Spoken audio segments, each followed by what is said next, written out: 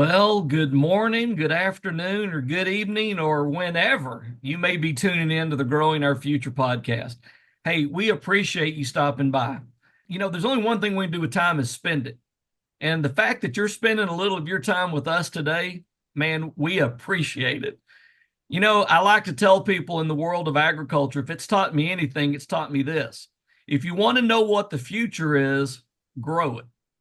If you want to know what the future is, grow it. Well, to grow something, you got to plant the right seeds and you got to make sure you take care of it. But getting the right seeds is important. And that's what this show is about. It's about reaching out and bringing on subject matter experts, people with strong testimonies, experiences that are willing to share and pour into others. Today is no different. I'm excited for today. I can't wait to hear all the incredible apples of gold we're going to receive today. But we're going to get started here. We have the Success Chronicles himself, author, writer, speaker, Chip Baker. Chip, thanks for being with us today. Let's go. Thank you so much for that intro. That's exciting. And thank you so much for having me. Let's go. I Yes, like it. sir. Hey, we're not even into this yet, but I got to tell you how much I like that. You know why? Because I tell people all the time, move. God does not Yeah. have a problem hitting a moving target. Yes, Just sir. move. Yes, sir. Let's get it. So we're going to go. Okay, Yes, Chip, sir. we start every episode the same way. Every episode, every guest gets the same question. That question is this: what are you grateful for today?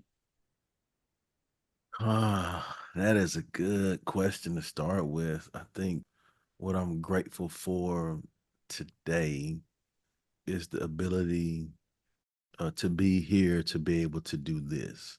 And what I mean by that is it's taken a journey for me to get to this place of where I am today. Lots of hard work, lots of people loving me, lots of people looking out for me, helping me, lots of growth, lots of mistakes.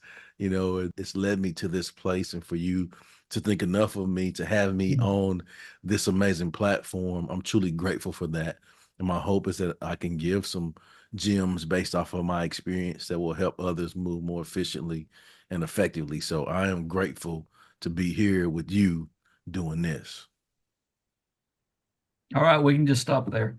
That was great. No, that Great that interview. that's exactly though. You said something here. The reason we start every episode with that though, one of my board members, you probably know his dad and know him, but the late Zig Ziglar, Mhm. Tom Ziglar is on my board, and Tom and I talk about this all the time about how when we think about gratitude, the emotions that stir are hopefulness, encouragement. They're all positive. But Yes. but when you look at the opposite of gratitude, like Tom was on the East Coast talking to some college kids, and he asked them, "What is the opposite of gratitude?" And he said the answer is entitlement. And when you go from being grateful to saying, "Well, that's not fair, give that to me, that's mine," the Mhm. attitude changes. And so I think when young people or educators can start every day with something that they're excited about, that they're grateful for, that is contagious to other people. And I love the way you couched that, Chip. I love the way you couched it as you couched it about this journey that led to today. I love the quote by, I'm embarrassing myself because I was fixing to give you the quote, Tony Robbins. And I Mhm. love Tony Robbins says, success leaves clues. Yes. And you just said it. When you take somebody's journey and their testimony and what Mhm. led them to where they're at, yeah, we see look at this guy. We're looking at this big man here that's composed. He's smiling. He's confident. But I guarantee you there were some challenges, some storms in life that came along that chiseled him into who he is today. But Without if a we're doubt. smart, we look at that and we say, okay, success leaves clues. So, Chip, Yes. that's what we're going to talk about today. Okay. If you want to do that, I'd sure like to do that. So, you're very accomplished. Again, we were talking off air. You're a speaker, you're an author, you've got the Success Chronicles. I mean, your fingerprints are from coast to coast. Something tells me you did not just fall into that chair. Something tells me that there was probably something that led you to where you are today. Give us a little bit of your journey and tell us, how did you get to where you're at today and why you do what you do today? I love how you set that up. It gave me chills when you said that my fingerprints are coast to coast. And a lot of times when we are focused in on just striving to make a difference and doing the work, we don't get a chance to take a deep breath and just think about all of those things, Mm, if you're mm, doing it the right way, I believe. And so just to hear that, I'm grateful for that and grateful that people have seen the things that I've strived to do to help others. And, in answering your question, the way I got to this place where I am currently is because there was lots of people that came before me, family, people mm, that I worked with that looked out for me, people that I've been blessed to learn from, that I coached or taught, people that I've come across with the YouTube channel, podcast, with the books, writing. Um, and I've learned so much along my journey, and it's allowed me to be exactly in this space. My background is I'm a fourth generation educator, teacher, former coach, blessed and fortunate to be raised by some great people as well as mm. being around some awesome folks to learn from in my career. And I tell people that I come from a family of church folk and educators. You understand that, I did. right? Yeah, yeah. Church folk Mhm, and educators. And what that means is, my family, we were church people. And my mother was the minister of music in our churches. So, if the mm, church was open, we were there for sure. mm, But I say those things because that firm foundation, if you will, is the firm foundation that's allowed me to be deeply rooted and grow my future, if you will. Right. And so that's really been a blessing to me because I was taught that it's bigger than me. It's about giving service. It's about striving to help others. It's about doing the best that you can with what you have so that you can in turn use that to be a blessing to others. And that's what I've strived to do in my life. So, walk us through some of that, if you don't Hmm. mind, Chip. Walk us through, Yeah. because the reason I enjoy people's testimonies is Mhm. because I believe that God gave that to you for a reason. I believe that potentially there's going to be one person, just one, that's going to Yeah. listen to this podcast, that your testimony was created just for them. Yeah. And Yeah. so Yeah. when we unpack that a little bit, take us back to high school. What did you do in high school? Take us through college. What did that look Yeah. like? Yeah. And then how did you start to craft this career as an educator and then branch out into the world of coaching and personal enhancement? Walk us through Oh, that. that is so good. So high school, if you don't mind, I'll go back a little bit further Sure. to, like I said, how I was raised. My mom raised by a single parent mom. My father was in my life, but from afar, my parents separated. But great people on both sides of my family, both just great people for me to learn from. And they taught me so many things by just, yes, by what they said, but more so by their actions. And I Mm, could see that they just loved people, mm, took care of people, just tried to be of service. And so my mom had us involved in lots. In high school, I played four sports for 4 years. wow. In high school, was involved in extracurricular activities, groups, clubs, on the Now, school hey, can I campus. interrupt real quick, Chip? Are you from the Houston area? Is that correct? So I am from Hearn, Texas, over Hearn, by Texas. Bryan College Station, Yep. small town there. That's where I was raised, and it's just so many great people in the community too that I can learn from. My pastor, just amazing people to learn from, and so there's lots that I learned through that, sports, all of those things that I didn't know at the time. They were things that I was made to do. Like my mama, boy, you gonna work hard, right? She put the boy in front of it. It's for real. Like, boy, you gonna work hard. Anyway, she know my name. She gave me my name. But when she put the boy in front of it, oh man, it's for real. Now, boy, you gonna work hard, right? So, but just just some core common principles. Work hard, do right, treat people right, put yourself around the right people. These were things that I was made to do that I didn't know at the time that it was instilling discipline in me. I didn't Mm, know that it was putting transferable skills in me that I would be able to take and use those for the rest of my life. Okay, so I didn't know that. So from there, I had an opportunity to go to West Texas A&M University, where I played football there. mm, Um, and so, I'm still figuring those things out, right? And so, different environment, same principles, right? Boy, you gonna work hard. You're gonna do that. Work hard, do right, treat people right, put yourself around good people, take care of your business, right? And so I did that, played college football, got my degree, again, was blessed to be around some amazing people, teammates actually that I still communicate with daily. I actually like four of them today in a group yeah. message, just about an hour ago. Mm, Just coaches that I'm still in contact with. A couple of my coaches have been in my books, just great people along that journey. And what it did for me, is it showed me that okay, now I've worked hard to develop something that I can take and use that to help others. And so coming out of college, mm, my aspiration was to be a teacher, coach, love sports, love helping others, fourth generation, third, I didn't know I was going to be, well, I knew, yeah, but going into it, I would be a fourth generation educator, mhm, right? So just my family lineage, the legacy piece of that. And going into it, you talked about,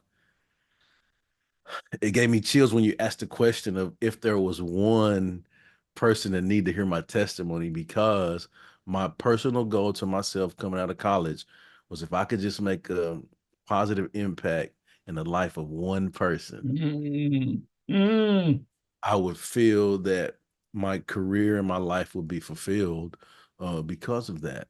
And so 25 years later, uh, that I think it's been maybe a couple more than one, hopefully. Uh, but in striving to do that, I've also learned that this is good right here. I've also learned that it's life changing to change lives. Mm, mm. come on. Boy, how And good is that? Oh my God. And so, like, in striving to be of service and do those things to help others, it made a tremendous impact on my life, right? It allowed me to be humble because of my upbringing, because of the things that I learned, because of the things that I was blessed to see. But it also allowed me to be hungry, to want Mhm, to mhm. achieve more. I spell hungry when I say it like that, not H-U-N-G, but with like four O's, right? Hungry, right? Right. It makes me be humble and hungry Mm, to be able to do more and help mm, more. And so, that has been my journey. I didn't talk much about my career or, the other things, but I believe that firm foundation, when we have a firm foundation, uh, we learn to grow, and it's solid, and it allows us to weather any storm that we're faced in our life. And like you said earlier, oh mm, yeah, that's been lots of challenges that I've faced in my life. Um, there's been lots of things that I've made mistakes on, but what happens is, as you on the other side of our toughest challenges is our maximum growth. mm. Let me give you that one Do again. it again. Hey, on the other side of our toughest challenges is our maximum growth. Mm, And so when you get an opportunity to experience, when you're blessed, when you get to experience those challenges, what happens is you get better equipped to handle those challenges. Right. And so now in my life, I'm like, come on, sucker. Come on, challenges. Let's mm, go. I'm ready. Because I know that I mm. will be better for having to grow through those challenges. Wow. Chip, this is exactly why I wanted to do this podcast, by the way, Yes, sir. because bringing guests on and letting them share, if you listen, and by the way, I tell the kids all the time, you listen with your eyes and your ears. So learn to listen. Hmm. I said, listen, already you've given us values, Yes, you've sir. given us faith, Yes, you've sir. given us discipline, Mm-hmm. you've given us grit, Yeah. you've given us service, servanthood, servant Yes. leadership, Yes. pouring into others. And I mean, we're just getting started. And I'm sitting here just listening, going, okay, you know, I don't know if you've ever had a chance to hear him, but next to Chip Baker, he may be one of the best speakers I've ever heard. But another good friend of mine, he just spoke recently at the Global Leadership Summit, is a Mm-hmm. gentleman out of Worcester, Ohio, named Dan Owalabi. And if you're Oh, not familiar with Dan and Dan's story, you need to take it upon yourself to hear the man, I will. be in his presence, and let him pour his testimony into you. But Dan challenged people at the summit the other day. He asked this question. He said, "How many of you work hard?" And everybody right. He goes, "How many of y'all work really hard?"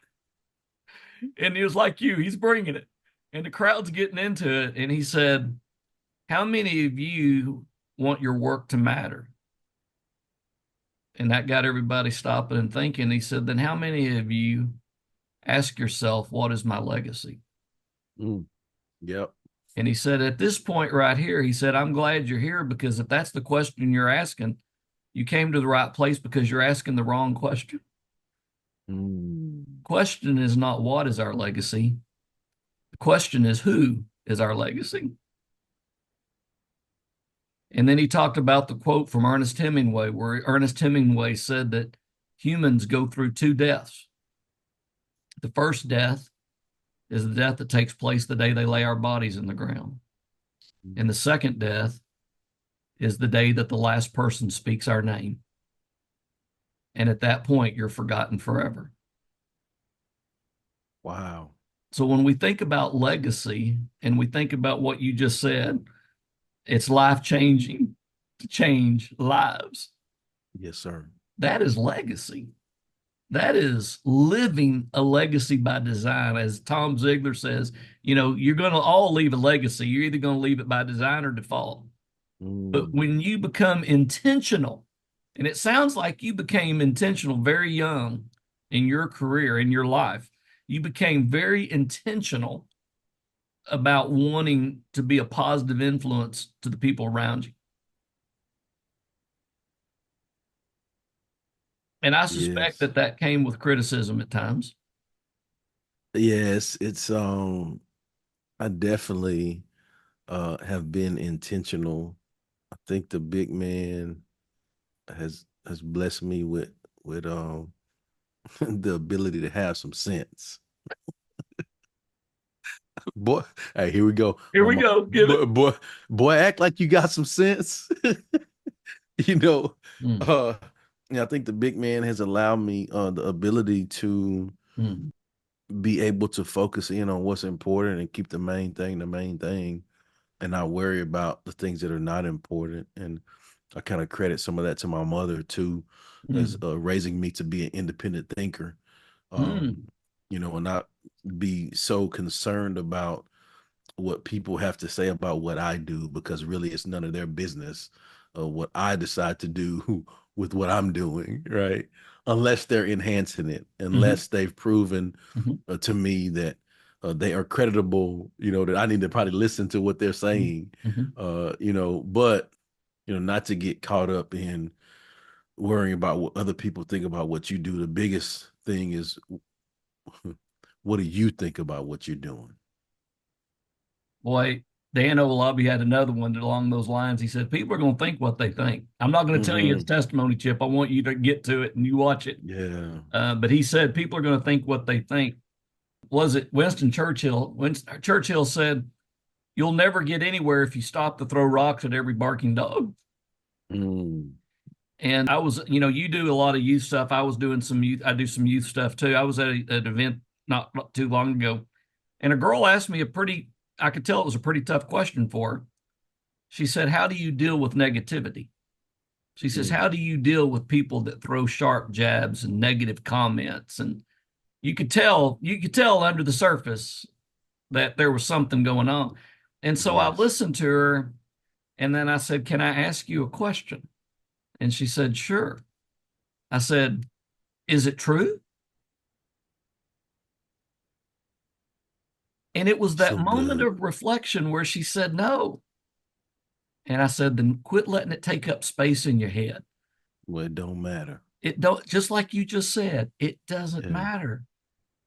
People are going to think what they think. You're just going to have to move on. Stay focused like a good race. Just stay focused on the finish line.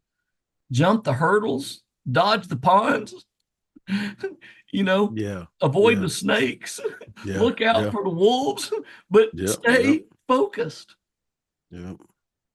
Run. I did an interview with someone, a superintendent earlier today, and her definition of success was running your race at your pace. Mm, running your race at your pace. And I thought that was so good Mm, because, when we just focus in on our race and stay in our lane and do the best that we can do with our technique and our mm, speed and our knee drive and our hand placement, all of mm, those things, those mm. technical things that we can relate to the technical things in life, but we just stay in our lane and run our race. What'll happen is we'll get to the finish line and we'll find out they're in first place. Come on, right? Like, hey, How wait, good is that? wow. How good is that? How Yeah. many people mess up by looking around sometimes? Yes. Hmm. I'm a city boy. Yeah. I grew up in the city, got transplanted into the country. And I remember one time they had me on a tractor. Now I grew up at a Hmm. boys ranch, okay? So I was kind of a Hmm. troubled kid and I grew up at a boys ranch. Matter of fact, up there where you were at Cal Farley's outside of Amarillo. Oh, So yeah. I'm out there at the boys ranch one time and I remember they put me on a tractor and I said, "What do I do?" And they said, "You just take that tractor to that marker down there and you turn, you come back to this next marker and you go back to the next marker." I said, "I think I can handle that." But see, the problem is, like you said, we worked hard. And because I worked hard, I was now sitting in the cab of a really nice air conditioned, cool tractor. And so, with the humming of the motor, I eventually took a little nap and I caught myself. And when I looked up, I realized I was about 10 feet off of where my target is. So I Mm. naturally kind of pulled the tractor back over to the target. Well, then instead of staying focused on the goal, I wanted to see how bad I messed up. So I turned to see how bad I messed up. And when I Don't do did, that. I found out that my neck bone's connected to my arm bone. And when I turned my head, I pulled it off track again. God gave me that lesson that day to teach me we're going to mess up. We Yeah. need to learn from that messing up, but stay focused on the prize. Like you said, stay focused. Persistence. I've got real simple philosophies in life. Consistency creates credibility, and Mm. persistence breaks resistance. Just be Mm. consistent.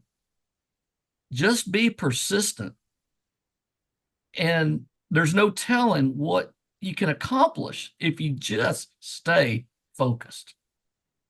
Yeah, now you're talking my language, consistency and persistency. We mentioned legacy earlier. I think for me, um, and I've had people say this, so that's why I brought it to my attention. I didn't realize it, but like I think for me, the thing that people I would be grateful if people had this to say about me and my legacy is that Chip Baker's consistent. I know what I'm Mm, gonna get from Chip Baker mm. every time. Like you can I bank on it. like that. And so, like for me, Mm, I work hard at being consistent. I want people to know what they're gonna get from me. I want people to know that they can depend on me. Like if mhm, you ask me to do something, I'm gonna go above and beyond to do that. I'm gonna give you more than what you asked me for. If you hire me for something, you ain't got to worry about Chip Baker because he's gonna do his job above and beyond, right? And so, man, consistency is the key, I believe. And mm, just like you said, in order to be consistent, you have to be persistent mm, because um, sometimes you may not feel like it. right? Mm. And then you have to operate in principles over feelings. Come on. And That's it. when you operate in principles over feelings, then you have no regrets. But if it's the opposite, if you operate in feelings over principles, then you have regrets at the end of the day. And so you have to have those principles in place. You have to be persistent with pursuing those principles that you believe in. And what I believe and I've seen in my life is that it allows you to have consistency in your life. You know, golly, this is good stuff.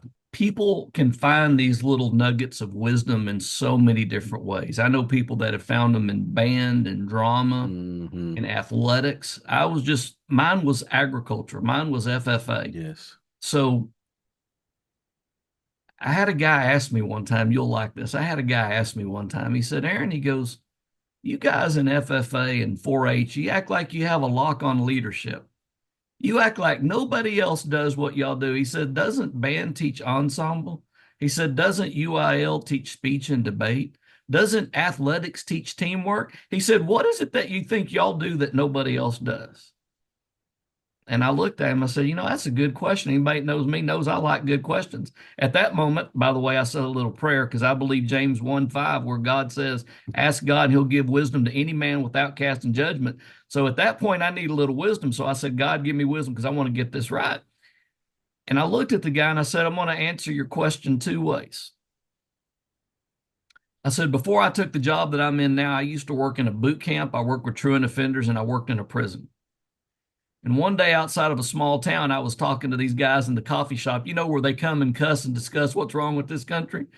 And they were cussing and discussing. They told me that Alejandro, to get this country back on track, we got to get back to the basics, the 3 R's.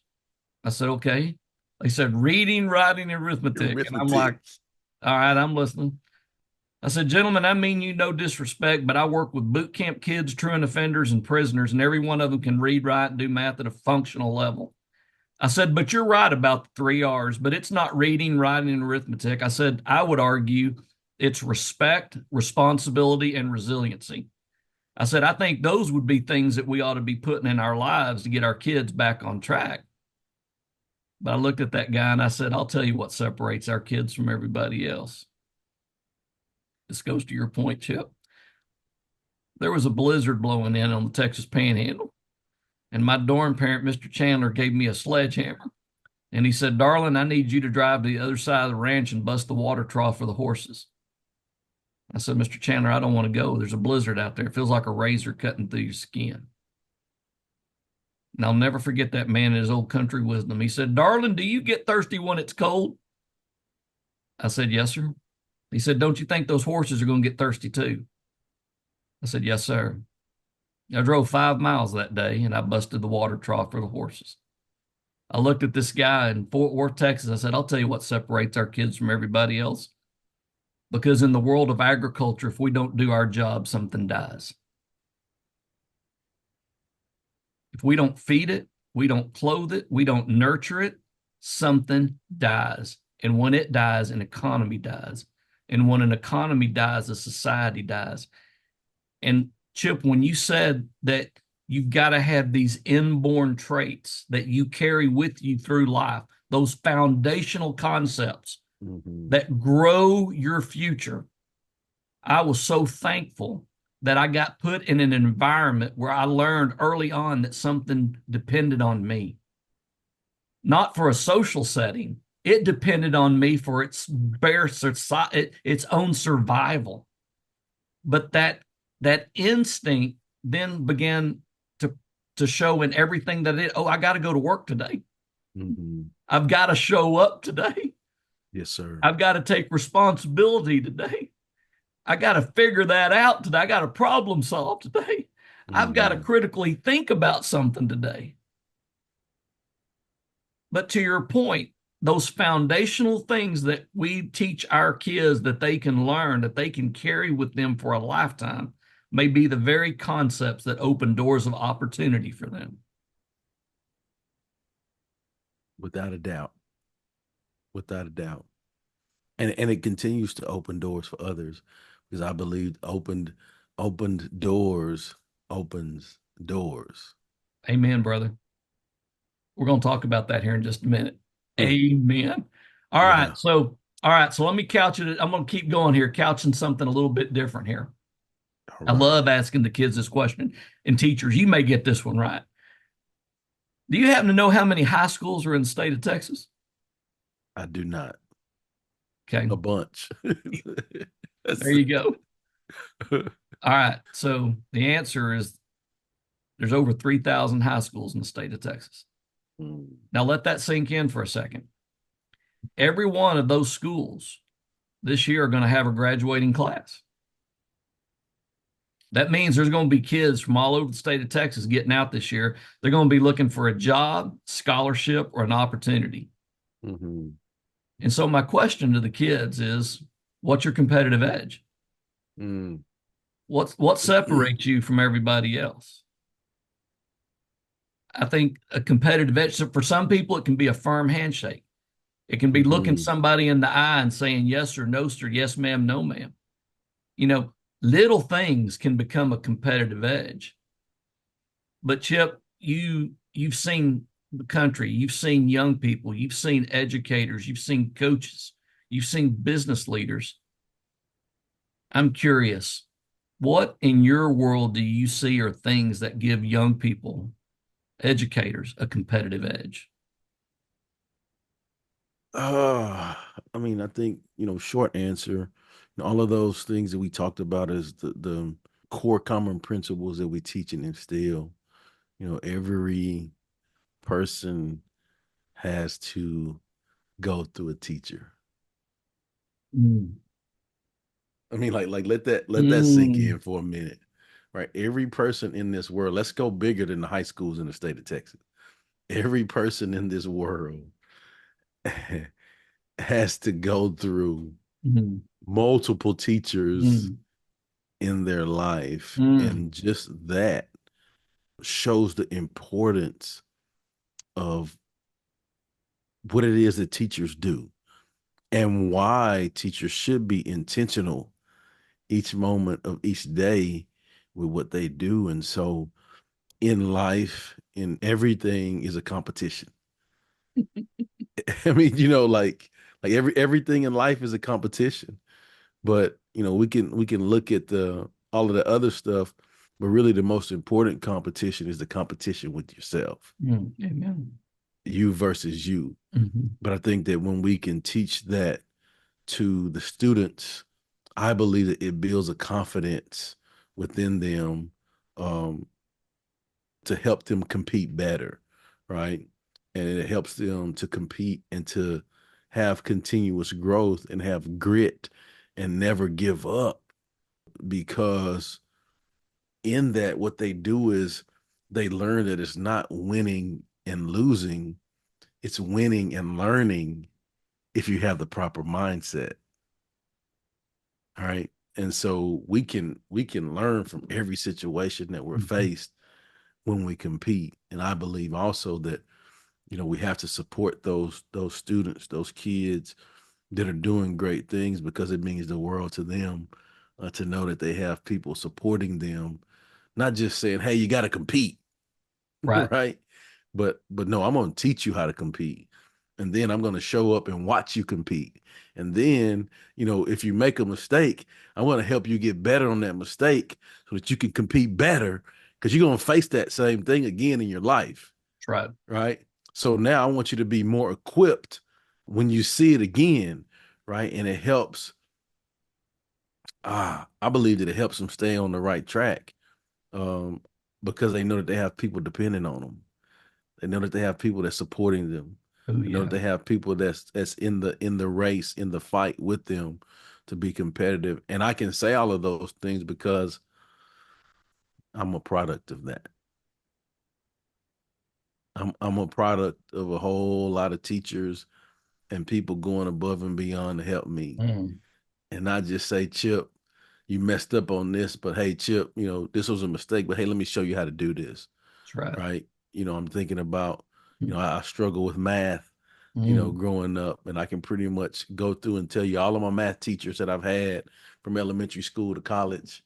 by name because I know the work that they put in to help me. They stayed after, they went above and beyond, they checked for understanding with me.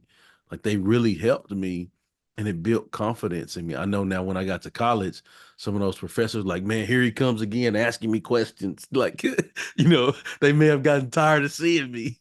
But at that time, I had built Mm. up my competitive edge, if you will. And so I knew that beyond a shadow of a doubt, I had an opportunity to go to college to so I can pursue my college degree so that I could play college football so that I can get a degree and get out and help my family and help others. I knew without a shadow of a doubt I was intentional. I was not going to fail this math class. Mm.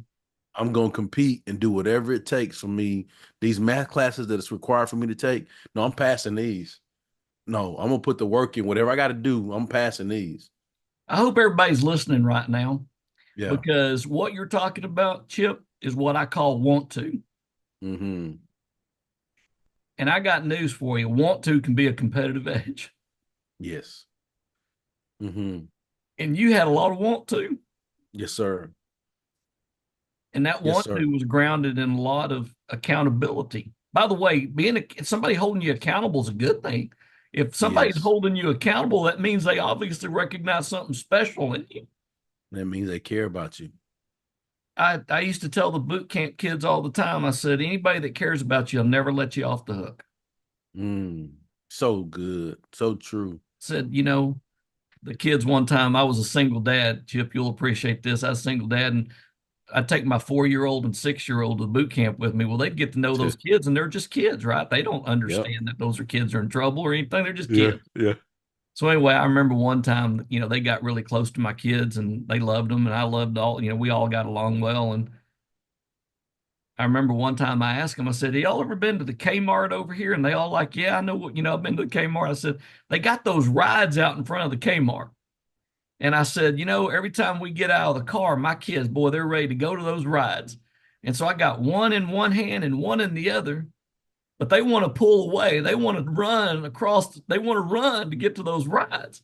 And I'd ask the boot camp kids, I said, "What do y'all think I did? Do you think I let them go?" And they said, "No, sir." I said, "Why not?" Well, because they could get hit. Somebody could take them. They might fall. They might hurt themselves. They might get up there and fall off the ride. I said, "So y'all think that I held on to them because I care about them?" They said, "Yes, sir." I said, "Okay, don't forget that the next time your parents ask you, where are you going? What are you doing? Where are you going to be?" Mm, They're like, "Oh, man." I said, "Anybody that cares about you will never let you off the hook." so good. You just got to let it sink in. That is so good. That's so good. All right, we're going to talk about some other things here in a second. I want to talk leadership for a second Yes, because we, sir. Yes, we got a sir. lot of kids. You met one today, Maddie Wilson, and her Yeah. brother's up at WT WT. Yes, going to sir. school. Yeah, I was up there Shout out the to other the day. Wilsons. Great family, great people. Good people, good Yes, people. sir. So we got a bunch of those that are going to be listening. They're going to be looking for leadership skills. Leadership skills. Now, I know we've covered core values, we've covered things that become instinctive want tos, we've talked about grit. I believe that in life, Chip, you do the only thing you know how to do. If you don't learn something new, you will default to the only thing you know. You will Mm. parent the only way you know how to parent. You will be in a relationship the only way you know how to. You will only default to the only thing you know. But here's what I have discovered. I've discovered this that most people want to be in charge of their lives. So if we give them a skill, Chip, they're in charge. So let's give them some skills. I want to know Yeah. from a successful person like yourself, what would be 3 skills that if you could tell a young person, put this place in your life, educator, put this in place in your life, what would be those skills? I think I'm gonna put it in a big ball, right? Sure. It'll be three things, but it's gonna be in a big ball. But the big ball is the core of the ball, the thing that surrounds it, the membrane of the ball is taking ownership, right? And sometimes in our life, the toughest ship for us to navigate is ownership, Mm. right? And so Mm. what we have to do is make sure that we take ownership for our actions. And I think that that's the core of everything.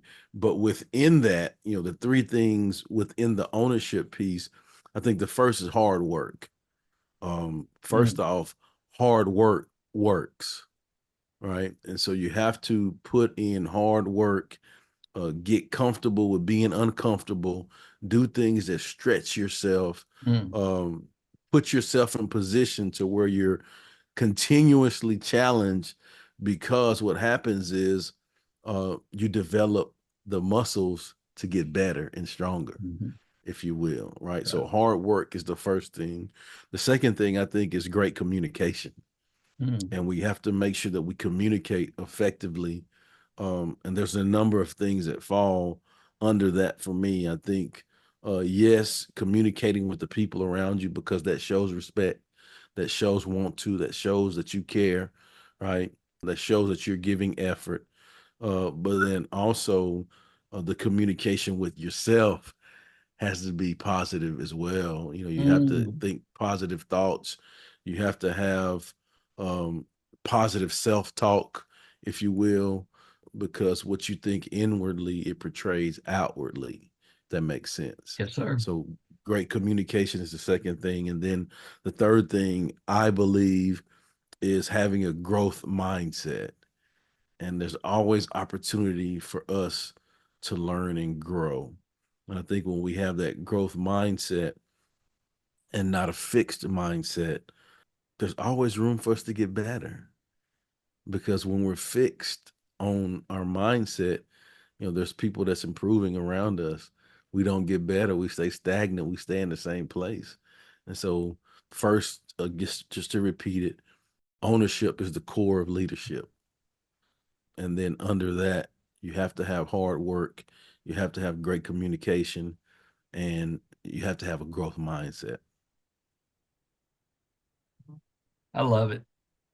Again, I'm an ag guy, so now I Hmm. compare everything to agriculture. So, Yes, sir. when you're green, you grow. When you're ripe, you ripe.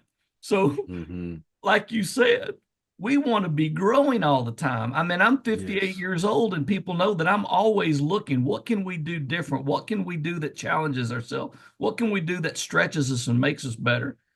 I Yeah. thrive on ideas. My staff, everybody that works with me knows that if we're not thinking about something or doing something, I go Hmm. stir crazy because I thrive. I thrive on movement. I loved when you said, let's go.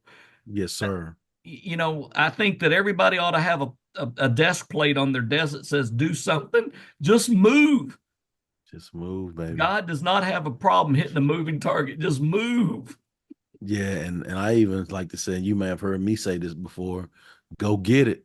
Go get it. Yes. That's it. I did And hear that's you what say it it. As a is. matter of fact, we didn't talk about that, but where you and I first met was with James McLam and the Igniting Yes. Next Generation. And that's when I remember you talked about that. Yes, sir. That's And right. that's when I said, I got to get that guy on this podcast. I want to get some of that. That was good. So I'm going to go get it. Go get it, baby. So, one of the things that you said that I really like, and I'm going to share this with you because I like what you said. On a personal note, I grew up in a broken home. Mom and dad divorced Hmm. when I was 6. My dad died when I was 10. I remember I came home from school one day and there was my mom at home. She shouldn't have been home. And I went to the back of the house and opened up her bedroom door, and there was my mom on her knees at the foot of her bed with tears coming down her cheeks because we had nothing to eat. And she Mm. was wailing out to God. She said, God, will you please just bring my son something? Please bring us some food. Please, Lord, bring us sustenance. But the words that I never forgot was she said, God, please, please give my son an opportunity. Now, fast forward years later in my life, my oldest son, his name is Chandler, after the guy that raised me at Boys Ranch. And we're working in an orphanage in Chihuahua, Mexico. And I asked the lady that ran the orphanage, I said, Sister, what can we help you with? Do you need food, clothing, medicine, money? Sister, what is your prayer for these children? And she said, Sir, I just pray that these children have an opportunity. I tell the adults all the time, our job as adults, our job is to create opportunities. The students, your job is to determine the outcomes. We create the opportunities. We're going to give you every tool we can give you to get you there. But when we get there, guess what? You got to determine the outcome. My oldest son, going back to what you said earlier, my oldest son was in fourth grade. It was bring your daddy to school day. What does your daddy do? Now, I live in a community that's got NATO pilots, and we got doctors and lawyers and college professors and teachers and nurses and really some cool jobs. And we got me. I'm a professional fundraiser. What am I going to tell them? I'm a professional beggar. I ask for money. That's what I do. And I remember I went up to the board that day, and I thought about you, Chip, when you said this earlier, but I went up to the board that day and I drew a little bitty door. And I asked the fourth graders, I said, how many of y'all could get through that door? And they said, no, sir. And then I drew a really big door, took up almost the whole whiteboard. And I said, now, how many of y'all could get through that door? And they said, yes, sir. I said, that's what I do. I make doors bigger. I want more kids to get through that door of opportunity. As you said, it's life changing to change lives. God, God blessed you with a lot of really good stability, faith that God knew that you were going to be purposeful in sharing that with others. God gave me some challenges. But I tell people all the time, Chip, I said, if you want a place that never rains, I'll take you there. It exists. I can take you to a place that it never rains. It's called a desert and nothing grows. But you show me somebody that's had a little rain, somebody that's got all the stuff that you talked about today, grit, determination, and values. I'll show you somebody that's poised for growth. Mhm.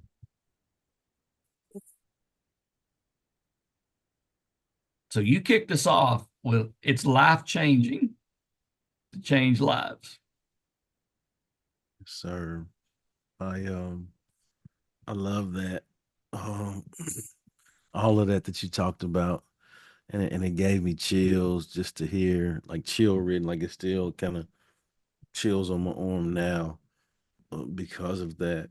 And it's that way because I'm reflecting on all of the people that have created opportunities for me in my life, but then set me up to be successful, to create the outcome of greatness, right? Mm, And so I'm mm, truly grateful for that. And what that has done is it sparked a fire within me mm, to give everything I got, but every fiber of me to give that to those people that I'm blessed to be around. Every moment of every day is serious to me. mm, I'm intentional about it. It means something to me because I know what it feels like to receive that. mm, And so mm, um, mm, I have a quote that I mm, always say, and I have it on a shirt as well, that opportunities bring opportunities. I'm gonna give you this story. It's one of my favorite stories that I Give love it. to share when I speak. Mm, Um, and I strive to switch the story sometime, but mm, it's so good that I have to continue to share it. And so growing up, I've shared a little bit. Growing up, I was taught some firm foundation core principles that, to believe in and operate by. Work hard, do right, treat people right, put yourself around great people, take care of your business, right? And so I saw the work that my family did and how they did it. And my goal was to do those things to hopefully make them proud. And Wow. what I didn't know in doing those things is that people around me saw that. Right. And so um Mm. uh I had this my little league baseball coach who was also my elementary school principal, who also ended up being a superintendent in my town, in my school district. Um, Great man. I wanted to grow up to be just like him. Right? He smiled, the way he carried himself, the way he treated people. I wanted to grow up to be just like him. And so, like I said, little did I know people saw those things that I did. So fast forward, I'm a broke college kid graduating from West Texas A&M University. I apply for this job. This is where it gets good. I apply for this job in Conroe Independent School District at this junior high. The principal, I guess he looks on my resume and sees where I'm from in my hometown, and comes to find out that that guy from my hometown, that principal knew him. So he calls that principal. He says, "Hey, Mm, come on. I got this Chip Baker kid applying for a job mm, here at my school. Tell me a little bit about him." And he goes on to say, "Hey, oh man, he's a great guy. He's going to work hard. He's going to do things the right way. He's going to treat people right. He's going to take care of his business. Man, love it. you should give that guy an opportunity. Man, he'll be an asset to your team." And so that principal decided to give me an opportunity, my very first teaching and coaching job. I got my very first teaching and coaching job off of the person that I was as a kid. Hold Wow. on, wait a minute. Like, hold on, wait a minute. I don't know if they Wow. called it. It was my very first teaching and coaching job, so I had no experience. And I'm very sure that there were more people that applied for that job that were probably more qualified than me. But I got the opportunity. And what that means Mm, to your listeners, to the people that's checking this out, is you have to understand that opportunities bring opportunities. It's important for us to be intentional and be in the moments with the moments that we are blessed to have, because magic moments make magic memories, right? People will give you opportunities mm, if you show that you're competent and you are serious about the opportunity that you have right now. Like, it don't matter how little or how big it is. Like, if mm, you're intentional and you show up and go above and beyond to give people more than what they're asking for, mm. I'm telling you, opportunities will come for you. You don't have to seek for them. They Amen. will find you, right? And it will blow you away with the opportunities that you will have just because of that. And I'm not just saying that, like, I've lived that, so I can say that to you, right? Like, I'm in the midst of living that. I'm Like, just blown away. right, like I wouldn't be on this podcast, Mm. be interviewed on this podcast if opportunities didn't bring opportunities. Man, there is so much that you just shared, Chip. So much. Number one, I hope people heard that. Somebody's always watching. Yes, sir. Pay attention to what he just said. Somebody's always watching. Opportunities create opportunities. I like to say success begets success. Same thing. Opportunities Mhm. create opportunities. And I've never shared this on the podcast anytime, Chip, till right now when you said it. I got to thinking about it. Did you know I've never applied for a job? Right. I'm Yeah. 58 years old and I've never applied for a job. That's from out of high school into college to this day. And Yep. it's exactly what you just said. It is, Yep. one of everybody that knows me, Chip, whether you're on my Instagram, LinkedIn, it does, and you're, by the way, you're really good on LinkedIn. It doesn't matter where, but everybody knows that my handle is Live Your Brand. Mhm. I believe that what you share, what you post, what you comment on, what you engage in, that tells me who you are. That tells me that's Mhm. your brand. That's how I get to know you. And when you said that, it just brought chills to me, Chip, because I thought If more young people could hear that message of discipline, of pay attention, people are watching you, they may be the person that opens that door to that opportunity for you, that opens the door to Yeah. $1 million project. Yeah. Yeah. Live your brand. Consistency creates credibility. Persistence breaks resistance. Mm. Always be growing. Think about everything. Think about all that has been shared today. Hmm. That's some good stuff. It's all right. It's all right. Let's go It's all get right. some. Let's go get it. Let's go get it.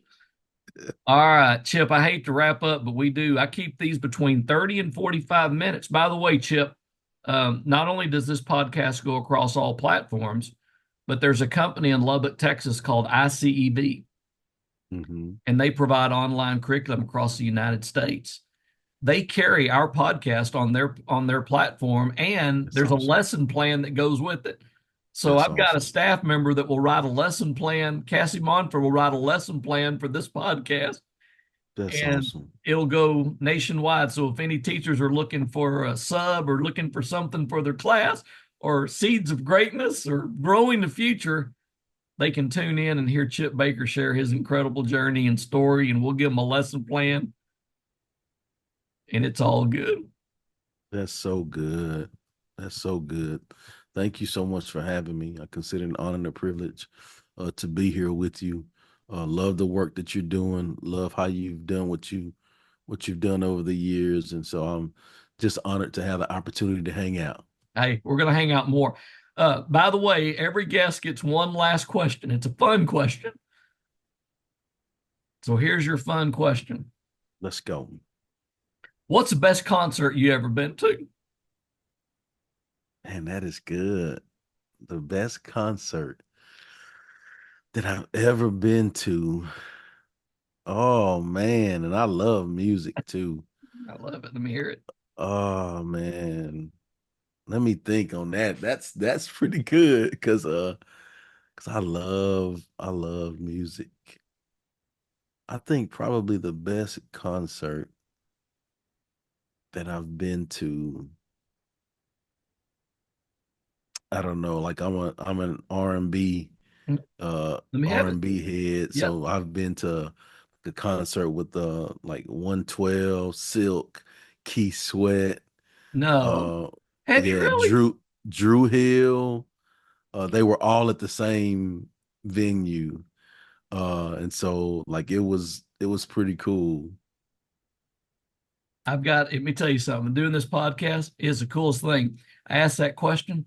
I, I, I've got everything from Keith Sweat to Metallica to Yep, Pitbull to, yep, yep. Tom Ziegler's is the greatest showman. I mean, we've got the whole gamut. Yeah, But I think that's what the beauty of asking that question yeah. is, the fact that everybody has something that brings them joy. That's Everybody it. has something that touches their chords. Yes, sir. And I also just the experience is probably I was at Cal Field for George Strait. oh yeah, So yeah, that was just probably the best experience was probably yeah. that. King Uh, George. I mean, I get it. He's pretty uh, popular when I ask that question. What's your best concert? So, all righty. Well, ladies and gentlemen, thank you again for joining us. Chip, thanks so much. yes, I sir. knew again when I met you at the Igniting the Next Generation conference, I knew that this was a podcast that I really wanted, and you did not disappoint. I'm sitting here, I'm looking at a page full of notes of what I need to be doing. Just, and it all comes down to legacy. And like Dan said, it's who's our legacy. And when you take that on of it's life changing to change lives, how good is that? How good is that? Hmm. So again, thank you for joining us, ladies and gentlemen. Thank you again for stopping by and joining us for the Growing Our Future podcast. Like we said at the very beginning, if agriculture's taught me anything, it's taught me if you want to know what the future is, grow it. Listen to what happened today. Some incredible seeds of greatness were put out there for us to take hold of, Plan them, nurture them. We put you in charge. You want to be in charge of your life? You're in charge. Like, we gave you the skill. Chip gave you the skill. He gave us the tools. Plan them and grow that incredible future. Until our paths cross again, everybody go out and do something great for somebody else. You'll feel good about it. And guess what? In the process, we might just make our communities, our state, and our country, maybe even our world, a better place to live, work, and raise our families. Till we meet again, everybody be safe.